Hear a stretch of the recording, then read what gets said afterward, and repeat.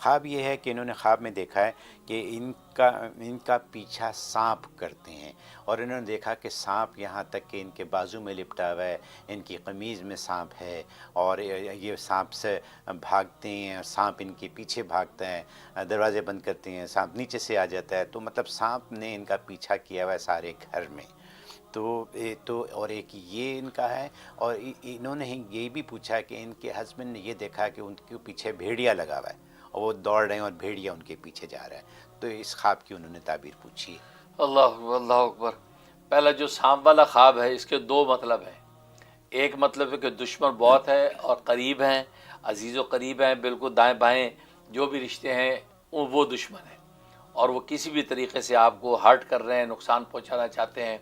چغلی غیبت کے ذریعے سے یا جھوٹ یا بدنامی کے ذریعے سے، یہ وجہ ہے۔ اور دوسرا یا یہ کہ خواہشات نفسانی، خواہشات دنیا وہ آپ لوگوں کے گھر کے اندر آپ لوگوں کے اوپر غالب ہیں۔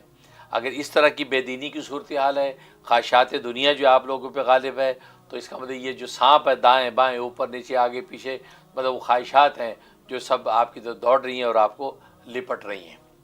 تو دونوں صورتوں میں ان کا علاج بچنے کا یہ ہے کہ لا حول ولا قوت الا باللہ،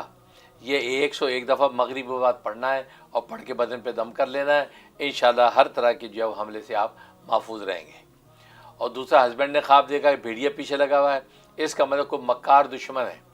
کوئی دشمن ہے جو دوست بن کر آپ کے ساتھ چل رہا ہے، لیکن وہ اصل میں مکر کر رہا ہے اور آپ کو کسی بھی ذریعے سے نقصان پہنچانے کی کوشش کر رہا ہے، لیکن ابھی فی الحال آپ اس سے بچے ہوئے ہیں اور وہ پیچھے اور آپ آگے ہیں۔ لہٰذا اس سے بچنے کا طریقہ یہ کہ سورت قمر کی آیت نمبر 45